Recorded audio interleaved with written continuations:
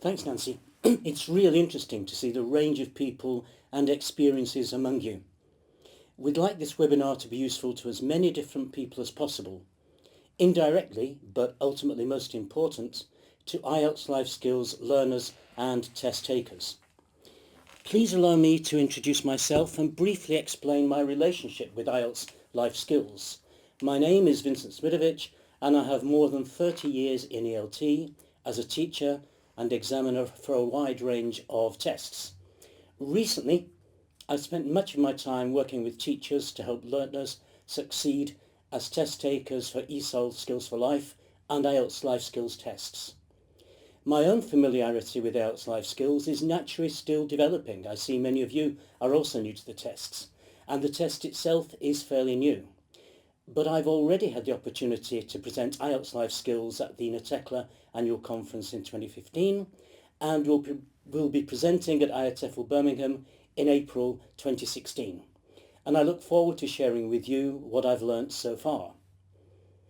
At the end of the webinar, we'll be joined by Ashley Bodell, the IELTS UK examiner manager for the British Council, and we'll aim to answer as many of your questions as we can. Let's take a look at the specific intended aims of this webinar. The principal aim of the webinar is to inform everyone as fully as possible about IELTS Life Skills and to give you links to further information and support. We'll start by looking at what IELTS Life Skills is and who it's for. Before we explore the test itself, the content and format, and of course the assessment. We'll end by looking at some ideas that you can use in the classroom. We've tried to include plenty of opportunities for interaction in the webinar, so please take part and type any comments or questions into the chat box as we go along. Let's start by giving you a brief background to the development of the IELTS Life Skills tests. As ELT professionals, we all know that learners take tests for a wide range of reasons. IELTS Life Skills has a very specific background. Unlike other tests, which test takers may take for reasons such as a wish to motivate themselves, to make progress in a general way, IELTS Life Skills has a very specific purpose. It's an essential part of applying for visas which will enable people to live, study and work in the United Kingdom. IELTS Life Skills has been designed to confirm that candidates achieve real-life learning outcomes, and as a certificated qualification, the test meets the strictest requirements of test administration security. As we've just seen, the test is offered at 2 levels on the Common European Framework of Reference for Languages, at A1 and B1. We'll look at these in a moment. IELTS Life Skills at A1 is intended for people who are applying to stay in the UK as family of a settled person. IELTS Life Skills at B1 is intended for those applying for citizenship or indefinite leave to remain. So these are, you'll agree, quite high stakes exams. So it's really important that we as teachers and course providers are completely clear about exactly what the learning outcomes and assessment procedures are, so that we can prepare our learners to have maximum chance of success in the test. This diagram shows how the IELTS Life Skills test is organised. The format of the test is the same at A1 and B1.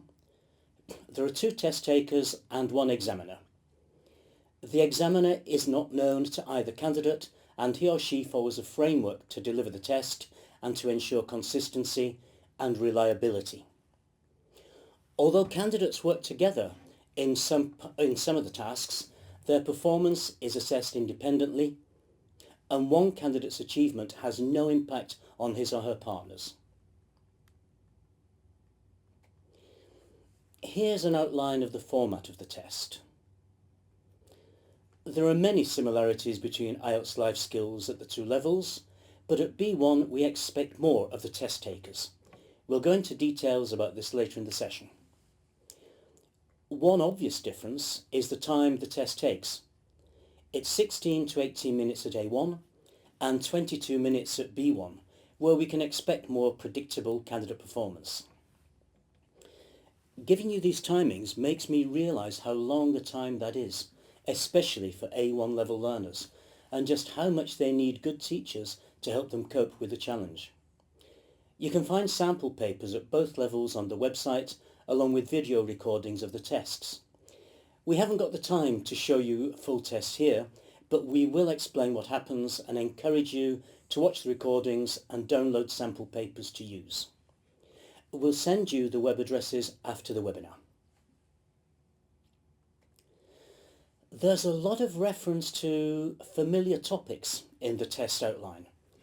What do you think that term would cover at A1 or at B1 or at both levels?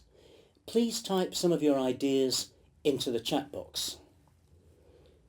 So we're looking at familiar topics. Family and friends is a very easy one, so I'll give you that one. But what other familiar topics can you think of at A1 and B1 level?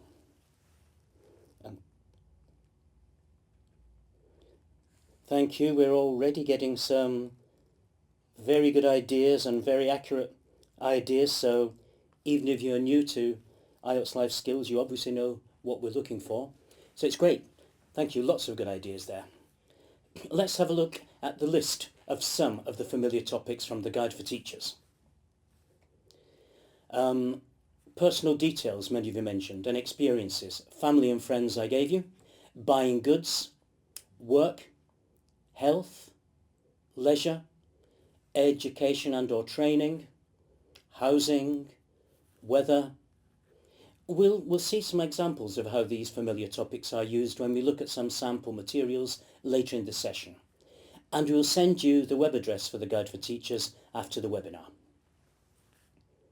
Now, we've had a look at the format and the uses of the test. Let's focus a bit more deeply on the levels it's aimed at and at how the test is assessed. When I started teaching, the Common European Framework of Reference was hardly known, if at all. And now we refer to it constantly, and we assume that when we speak of IELTS Life Skills at A1 and B1, everyone knows what we mean in detailed terms. So before we go on, here's a quick Common European Framework of Reference true or false quiz. There are 4 statements, and you'll need to decide if each one is true or false.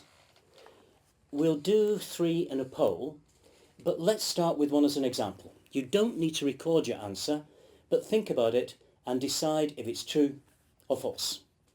So, here's the example. The full title is Common European Framework of Reference for Languages, Assessment, Teaching and Learning. Is this true or false? And I'll repeat it for you. The full title is Common European Framework of Reference for Languages, Assessment, Teaching and Learning. Interesting answers, and the majority seem to be saying no, and yes, you're right. Strictly speaking, the answer is false. The order of the words is learning, speaking and assessment. But if you said true, give yourself a point anyway. The essence is the same, but the Common European Framework has put the emphasis in an order different from the one I recall as a learner and in my earlier days as teacher and examiner. It's an interesting distinction, which puts the emphasis on what people need to learn. We as teachers and as assessment bodies have to respond to real life needs, not set the targets that we might think are important in language learning. What about this second question? Is it true or false? There are 6 levels, each described in the 4 skills areas of listening, reading, speaking and writing. This time, please use the voting buttons to choose the correct answer, and I will repeat the second question. There are 6 levels in the Common European Framework, each described in the 4 skills areas of listening, reading, speaking and writing. Please vote now in the poll box.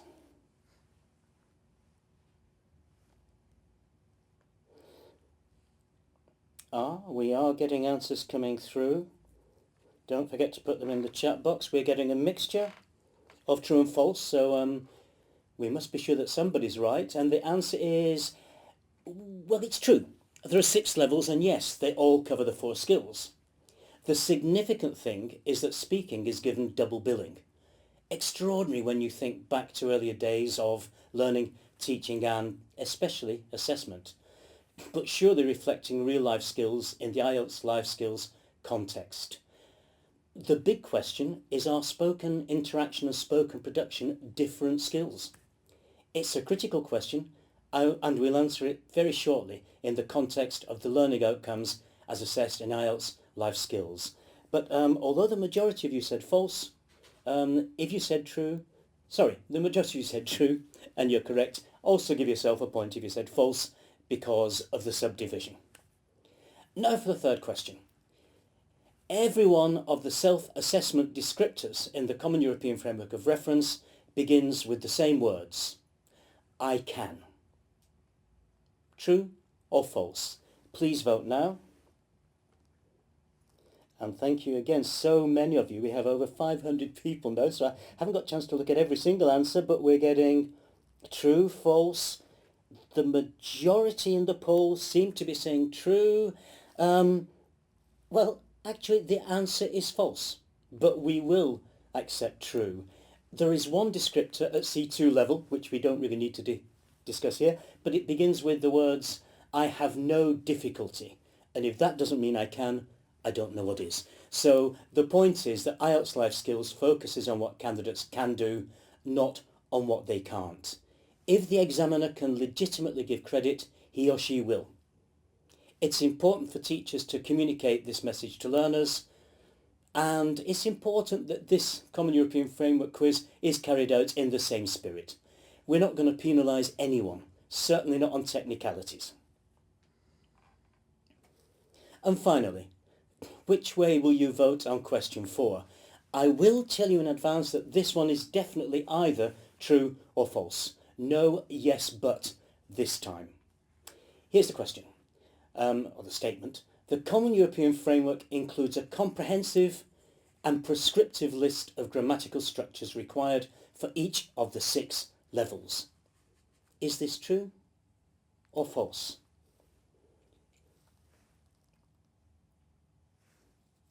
Quite interesting that the Common European Framework is something that we all know now, but in how much detail do we actually know it? We've got, it's beginning to be very close. The answers are all coming in.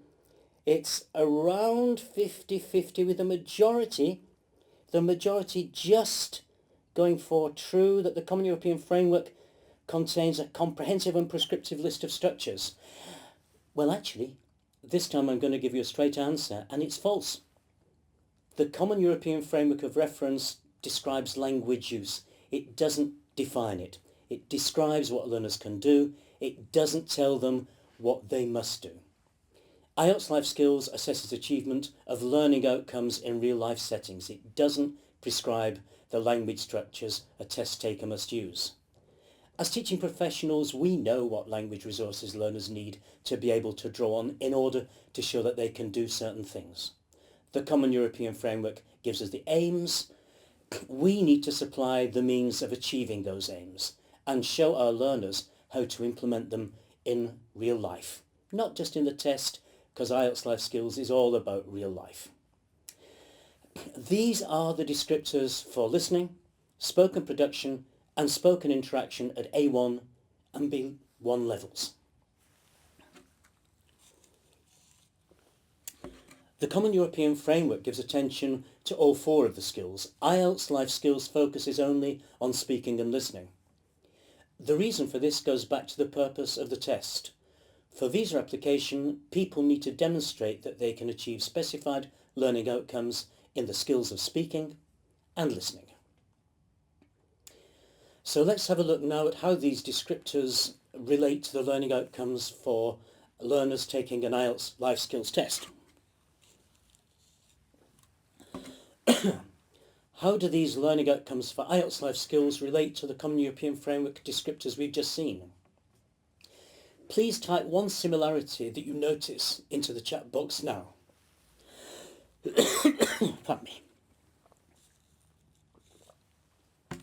So, we've got answers coming up in the chat box. Thank you very much.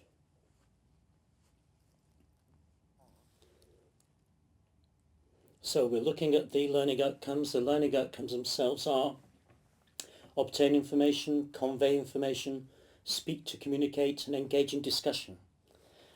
Thank you for your ideas. That's great. Thank you for all your ideas. You're absolutely right. These learning outcomes tie in very, very closely with the Common European Framework descriptors, even though they worded differently. It's essential that by the end of this webinar, you really understand what the learning outcomes are, what they mean, and in which parts of the test they mainly feature. Test takers must give evidence that they can achieve all 4 of the learning outcomes in the IELTS Life Skills test in order to pass. If learners follow the instructions they're given and carry out all the tasks, they will give themselves every chance of meeting all the learning outcomes. So these are the areas that are assessed, but what does each area really mean? Let's start with obtain information.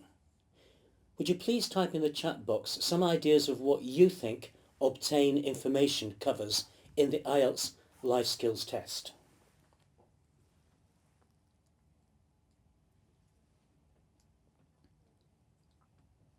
Oh, thank you very much.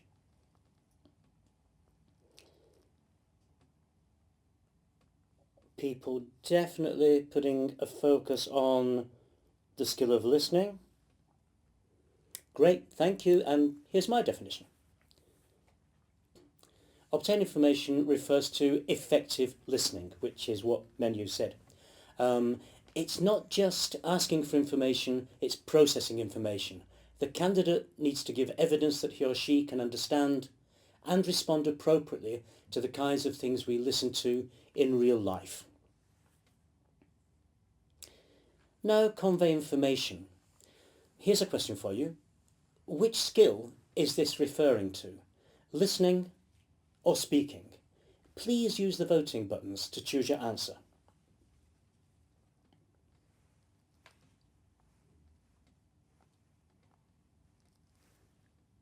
And I can already see that the vast majority, it's pretty close to unanimous, are saying that it's a speaking skill.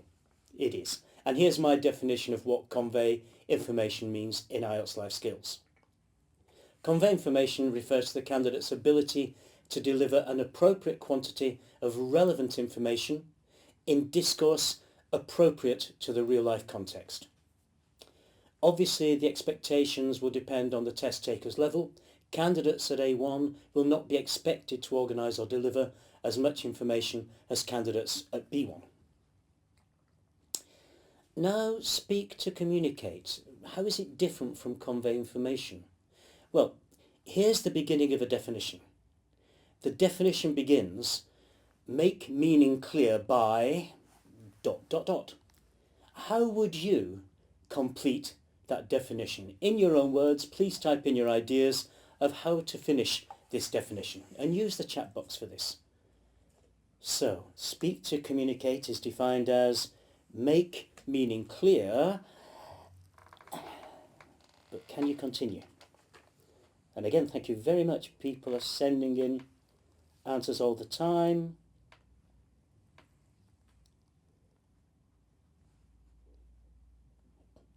We're getting the word interact coming up quite a lot. Well, wait for that. That will come up very shortly.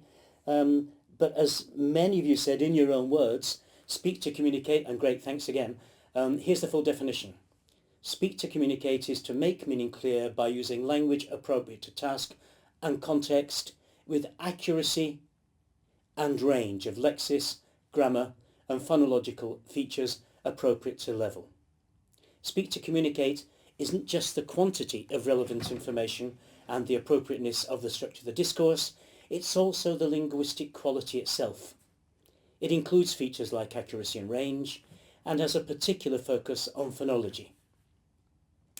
As we saw earlier, IELTS Life Skills doesn't give a prescriptive list of grammar and lexis appropriate to A1 or B1 levels, but we'll cover that later in the webinar.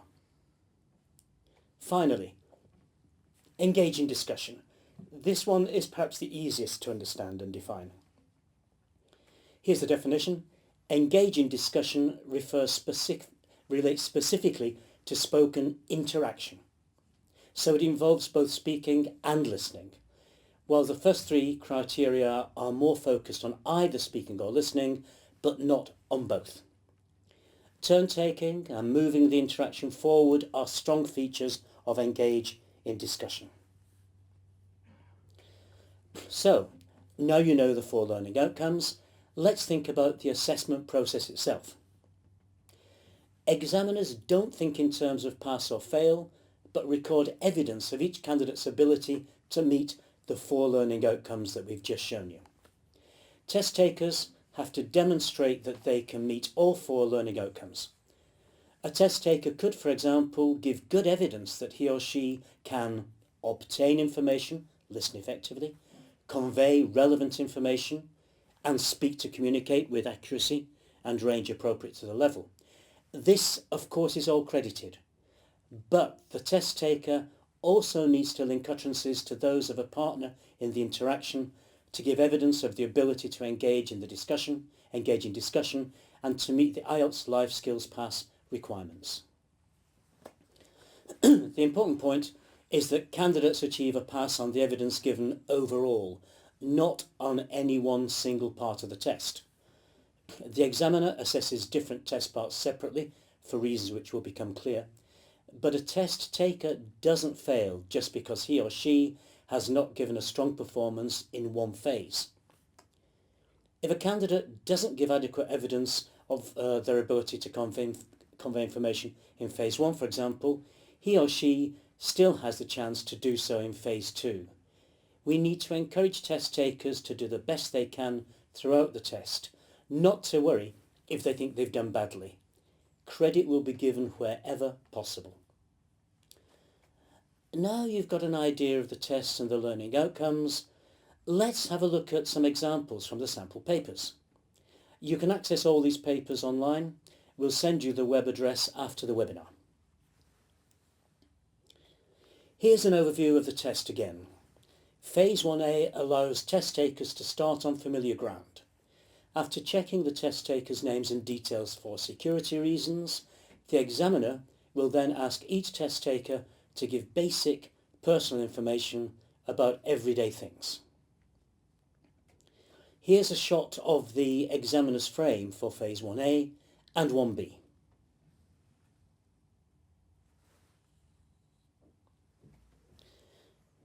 Examiners are instructed, that's the item circled in red, about how much time is allowed for each phase. The test takers aren't shown this test frame. Have a look at Phase 1B.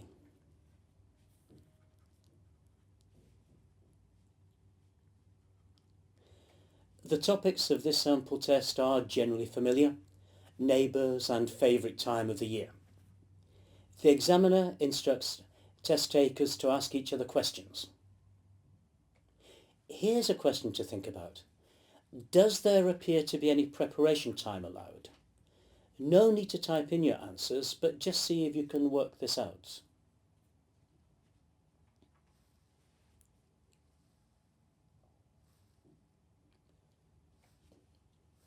The answer is yes.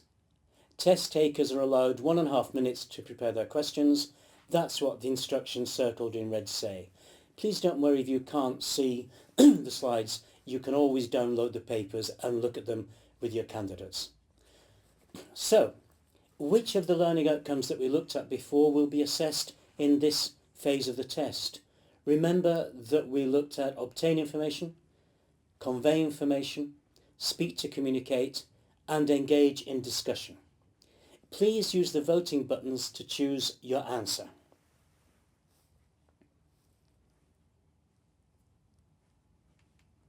Thank you. People are using the poll buttons. interesting again? Different answers? And it's changing as we go, but heading towards the front is, and you're quite right, many of you have identified speak to communicate as the assessment focus as the assessment itself focuses on test takers asking the questions, not on the partner's response. In fact, IELTS Life Skills sets out to assess what candidates can do, and if evidence of a learning outcome is found at any point in the test, it will be credited. For example, speak to communicate is credited throughout the test apart from in Part 2A, which is only listening to recordings we'll look at in a moment. As the test takers have preparation time, it's most realistic to give closer attention to certain elements of speak to communicate in Phase 1B, although phonological features in particular are credited at any point in the test apart from in 2A. So the main focus here will be speak to communicate. Also, convey information comes into it, as many of you have said. At A1 level, we can expect problems in understanding what a partner says, and it would not be fair or reliable to assess an A1 level candidate on a partner's performance. That's why we focus on the questions, not the responses. In Phase 2A, candidates are instructed to listen to recorded tests and answer questions given to them by the examiner. The first listening asks each test taker to answer a gist question with visual support to help them. The test taker has to answer one question about each recording. If you remember back to the Common European Framework descriptor for listening at A1, it said, can follow speech which is very slow and carefully articulated with long pauses for him/her to assimilate meaning. So, let's listen to part of the recording for this task. While you listen, think about your own A1 level students. Would they be able to do the task? I want to spend the weekend there with my friends. We usually go there in winter to ski, but this time we want to climb to the top. It takes about 4 hours, but then you can look down on the sea. I just hope my new boots are comfortable. Finally, for the A1 test, here's an example of a Phase 2B task.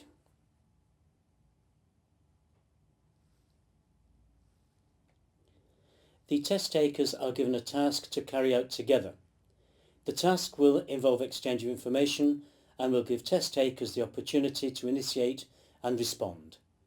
This helps them to meet the learning outcome of engage in discussion, and do remember that they will also be credited for other criteria as well. You'll see that the examiner is allowed to help to keep the conversation going if it's necessary. Let's take a look at a B1 sample paper now to see how it's different. Essentially, the B1 test is the same as at A1, but candidates are expected to do more.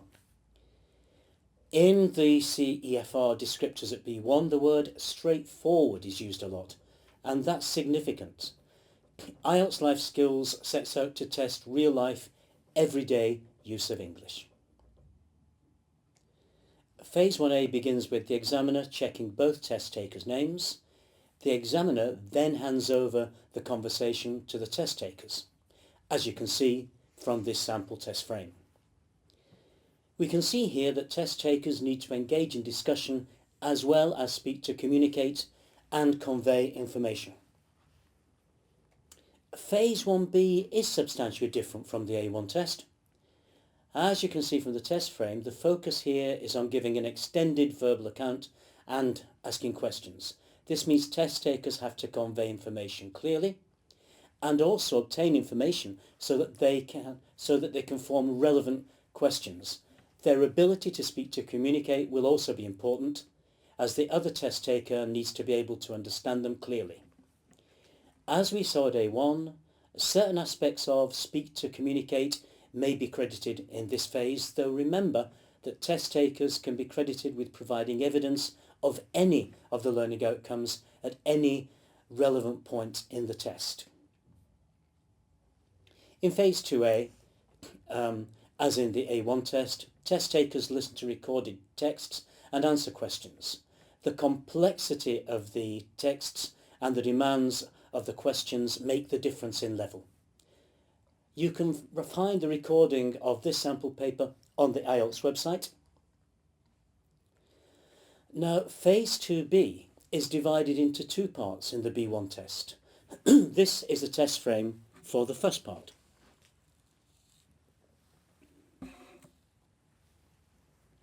The test takers are given a written prompt, which you can see in the boxes on the slide. The examiner reads out the task and the test takers need to discuss their ideas to plan something together. Which learning outcome or outcomes do you think is or are being tested by the task? Let's go for the one that you think is the most obvious focus of this part of the IELTS Life Skills test. And please type your ideas into the chat box.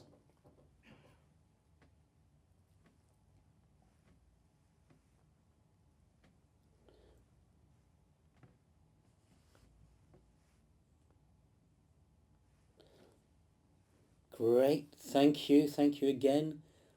Lots of answers coming through.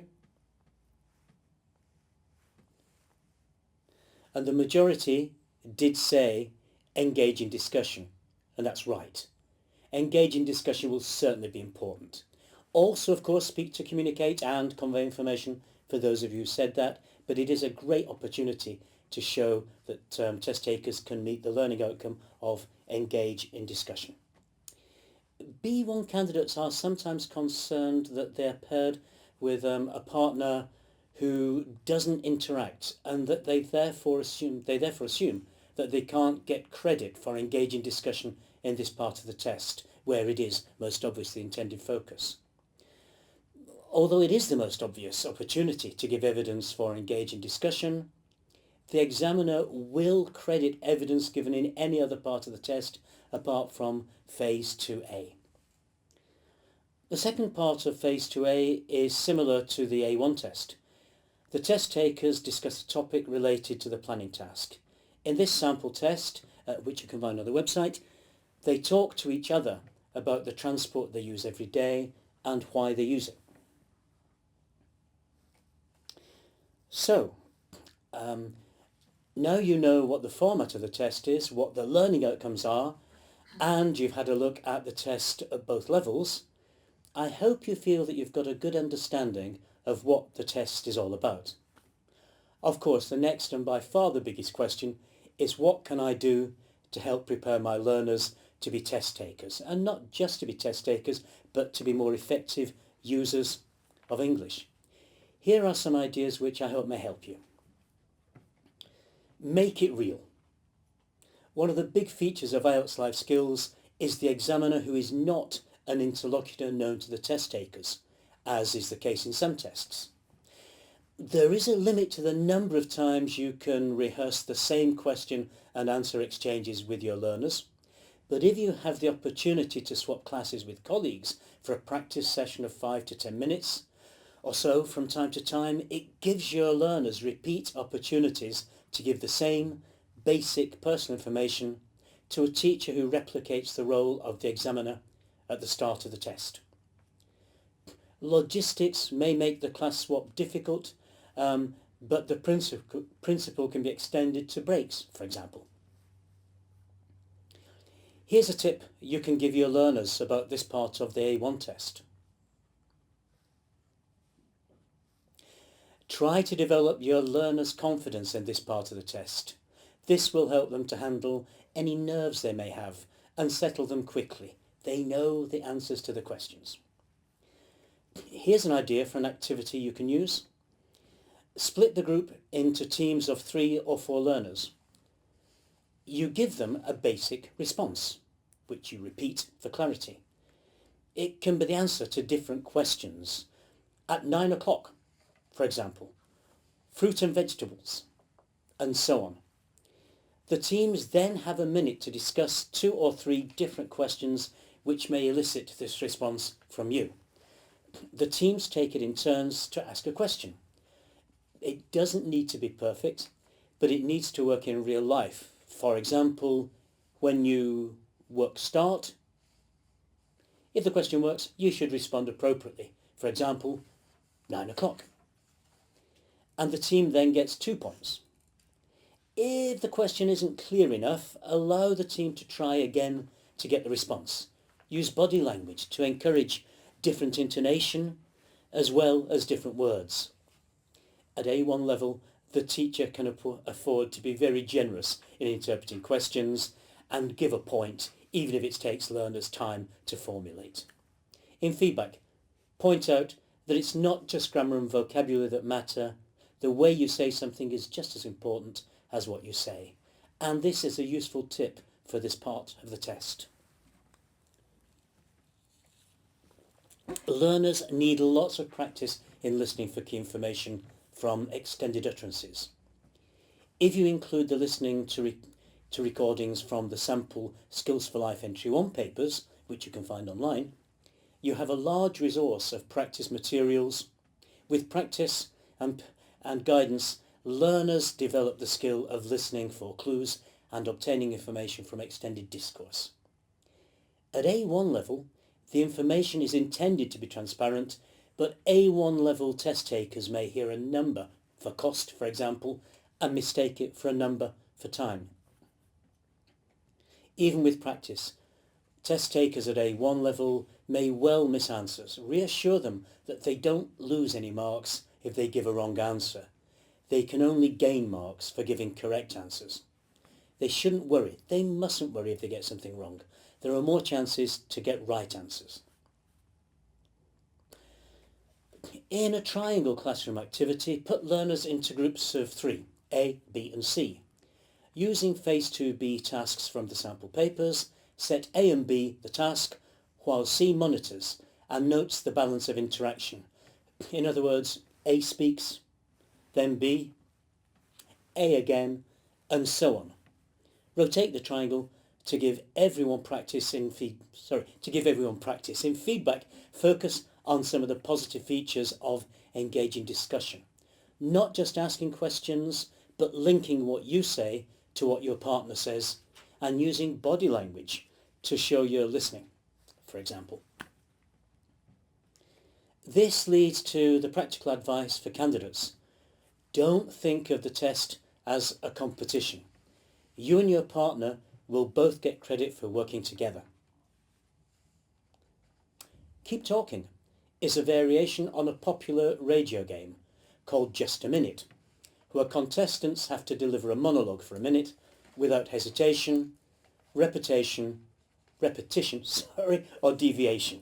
Now, A1 level candidates, test takers can't do that, but what they can do is if you divide the group into pairs, using topics from the sample materials, select a pair of students to start speaking together, loud and clear so everyone can hear. If they're still speaking after 2 minutes, they get a point, but the other pairs can challenge if the speakers hesitate, repeat, or go off the subject. As teacher, you're the referee. If you think the challenge is correct, give the challengers a point and allow them to take up discussion with whatever time is left until another team makes a correct challenge. You can decide what constitutes reasonable hesitation. Probably where an examiner would come in to keep the test going, for example. And you can accept repetition not of what the speaker has said, but what his or her partner says. That shows good, engaging discussion. If the pair of speakers clearly discuss something which is not relevant, uphold the challenge, but generally let the conversation flow. Although this is a very simple start to the test, it gives test takers the opportunity to gain credit in all the learning outcome areas. Encourage test takers to relax and not worry too much about making mistakes or searching for the exact word. A spontaneous conversation, which naturally won't be perfect, is what the examiner is listening for.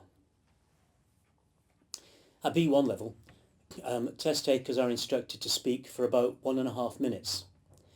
It is often very difficult for test takers to gauge the length of time, especially in a test itself, but far easier for them to break a talk into 3 sections of roughly 30 seconds. A very simple classroom activity is to split the group into teams. 3 learners plan to divide the talk into 3 subsections, lasting roughly 30 seconds. A 4th learner listens and keeps time to 5 odd seconds either way, and asks a question of each speaker if he or she has enough different information. The speakers each score a point for the team if they convey relevant information in an appropriate structure. Rotate the learners in each team. Remind learners that as IELTS Life Skills test takers, they will help themselves and their partner by following instructions accurately, and they can gain credit in all the learning outcomes. The sample recordings come with a tape script. At B1 level, it can be useful to copy these scripts and get students to look for possible distracting information in advance of listening. One activity which works is to split the group into 2 teams. Each team reads the tape script and makes up 3 true or false questions to give to their opponents before you play the recording. This helps learners to look behind the scenes and focus on detail in questions. Test takers often put more emphasis on this part of the test than they really need to. It's only one of the opportunities they have to show that they can obtain information. Above all, tell test takers that if they think they've done badly in Part 2A, they really mustn't let it stop them from performing to their best in Phase 2B, which gives opportunities to achieve learning outcomes they may not yet have given evidence of. Phase 2B is very structured and allows candidates to demonstrate effective engaging discussion as well as convey information and speak to communicate skills. It's important that test takers understand that they need to discuss both parts of the task. They should start by talking briefly about the options on the left, but move on quite quickly to the main part of the task, which is the plan and decide task on the right. One very simple trick is to adapt the sample materials slightly by copying the task sheet with an arrow linking the choices in the box on the left and the planning areas in the box on the right. Explain that the learners can each briefly suggest one of the choices, then decide. It doesn't matter which. The point is that each partner has taken a turn. The arrow signals that test takers should move on to the planning stage reasonably quickly. I would say no more than 30 seconds needed for the choice of items in the box on the left, and leave enough time for each of them to contribute to the planning and deciding task. Do advise learners to treat this phase of the test as teamwork when they're test takers, not competition. Test takers can dominate if they disagree with a partner's choice or his or her suggestions. Stress that this is about exchanging opinions and suggestions, not about getting the right answer. Let's now review the aims of today's webinar. You should now know who the IELTS Life Skills test is for, how it's used as well. We also discussed the format and the content of the test, and we explored the assessment of the test and the different learning outcomes in some detail. I've also given you some ideas you can take back to your classrooms and use with your learners before they become test takers. Now I'll hand back to Nancy, who will tell you where you can find further support. Then Ashley and I will come back and answer any questions you may have about today's webinar. So please type any questions you have into the chat box and we'll try and answer not all of them from 500 people, but as many of them as we can very shortly. Thank you very, very much. We've got lots and lots of questions coming in, many of which I can't answer, so I'm delighted to say that Ashley from the British Council can answer the ones I can't. Thank you, Vincent. You're very generous. Quite a few pertinent questions were raised this morning, actually, so thank you very much to all our participants for that. One that came up quite frequently, Graziella introduced, is how the test, how's it awarded a band score? And I have to point out here that Life Skills is very different. Life Skills is awarded a pass or a not pass. No number is given. So it's for 2 modules, A1 and B1. That came up time and time again, and there are only 2 modules in it. Yeah. Another question that came up was, what about the reading part? And Ahmed was asking, why is there no reading? Well, IELTS General and Academic has both the reading and the writing module. Speaking and listening only for the life skills. It's a different test, and I think we have to reiterate that it's designed for a very specific purpose. And that if test takers want to make notes, that is not assessed. No. They can make notes, but they don't have to. And when it comes to reading, the examiner will read out everything that they need to know. Absolutely. So reading and writing are not assessed. Not assessed. Reading and writing, not assessed. Note-taking, fine. Right. Another pertinent question was from Patricia, and she asked, are teachers strict when evaluating the candidates? Now, with our teaching backgrounds, we can be very, very strict. Yeah. I know you're very hot on error correction. Same question from Gabriella and several other people. Teachers are too strict, if I may say that. We need to be more encouraging because the test takers are not penalised in this test. And I know that we're doing it so that we make sure they're ready, but I think we need to correct errors very sensitively. Well, I wouldn't interrupt my students. I would wait and give them positive feedback. Well, I think also, just to support your point there, it's very important we recognise this is a test of real English in everyday situations. Yep. And that is not a natural thing to happen in real life, everyday situations. It's for someone to correct you. That's true. I certainly wouldn't like it, and it wouldn't do much for the confidence either. No, and it won't happen in the test because the examiner will not correct a test taker's errors. So be encouraging. And that's a clear fundamental difference between being an examiner and being a teacher. Yep. 2 completely different hats. Yep.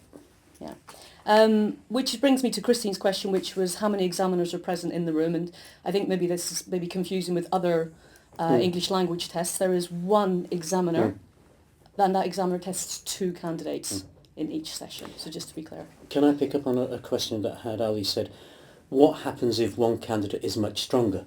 Which could happen, particularly at A1 level. In fact, it doesn't really matter. It's often quite a good thing, because in real life, it happens all the time, that you're speaking to somebody whose level of language is far higher than yours. The candidate who feels that he or she is weaker will be given every credit as a test taker for really trying to get information. And we often find that people whose level is higher will assist and help. So it's a great question. Several other people, Nadia also asked that one. It's not going to go against somebody. In fact, I think the examiner would give credit for conceding or... Yeah. Because, I mean, as a test taker, you're there to help, not to compete. Good point. Very good point. One that is a bit more technical-based question. Then you can have that one. Thank you. Very generous again. Again, this one was from Christine, was asking if the exams are recorded. And I think this is a very good point to bring up. Yes, they are recorded. They're recorded for 2 main reasons. They're recorded both on video and audio. And one of the reasons for that is actually it's a UKVI requirement for life skills. As you can imagine, it's a very high stakes test and it does need to be recorded for security purposes. However, as examiner manager with the British Council, we use it for monitoring purposes as well. And that is to ensure the performance of the examiner and also that we can go back and reflect on that test should there be any moderation needed. So yes, they are recorded and stored.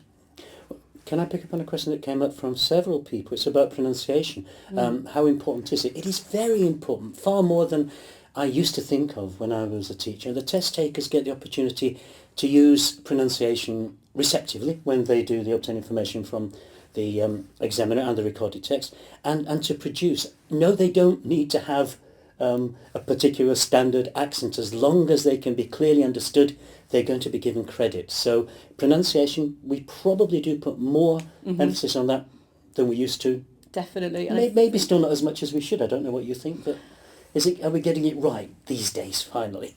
I think we are getting there. I think we're moving much closer to getting it right, if I may say that. But I believe it's about intelligibility. We all have an accent. Even people from the home counties in the UK have an accent.